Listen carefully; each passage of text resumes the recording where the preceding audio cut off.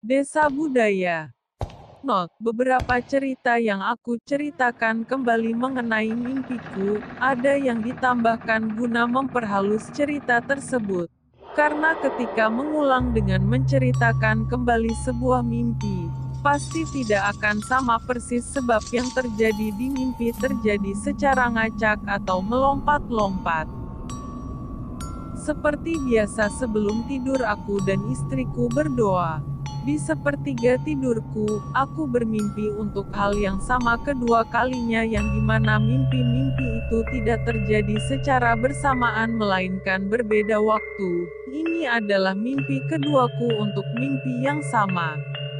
Bermula ketika aku dan rombongan berkemah di alam di tengah hutan dengan area di tengah yang amat luas, mimpiku pun berlanjut.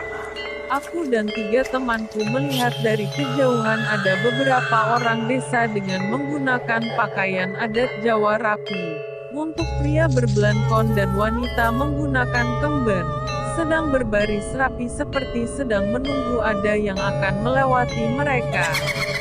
Aku yang penasaran mulai mengajak ketiga temanku untuk melihatnya dari dekat, lalu secara perlahan-lahan kami mulai mendekat dan tiba-tiba, kami seperti melewati portal karena berbeda dengan hawa yang sebelumnya hangat lalu berubah menjadi dingin. Ternyata kami memasuki alam mereka.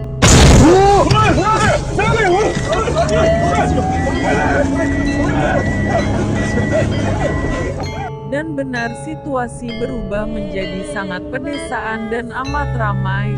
Suara musik gamelan dan suara sinden terdengar sangat indah dan penuh aura mistik. Ternyata mereka sedang menantikan seseorang yang akan melewati desa mereka. Dalam tidurku, aku masih sempat berpikir, Tenang-tenang, ini hanya mimpi, jangan takut.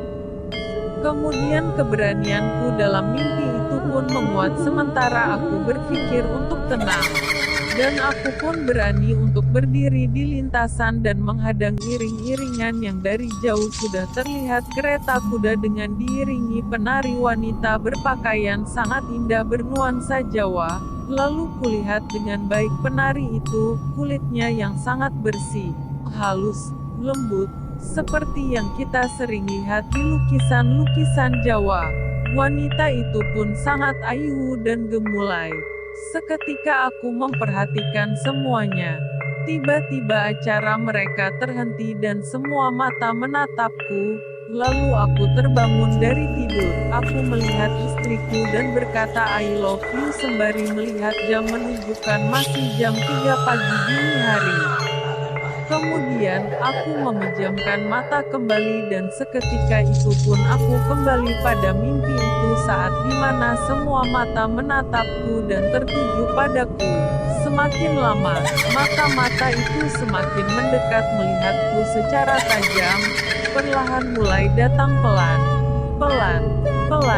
menghampiriku, dan aku ditarik oleh teman-temanku kabur. Lalu kami berlari terus melewati hutan dengan banyaknya dedaunan yang berserakan di tanah. Kemudian kami merasa seperti gelap.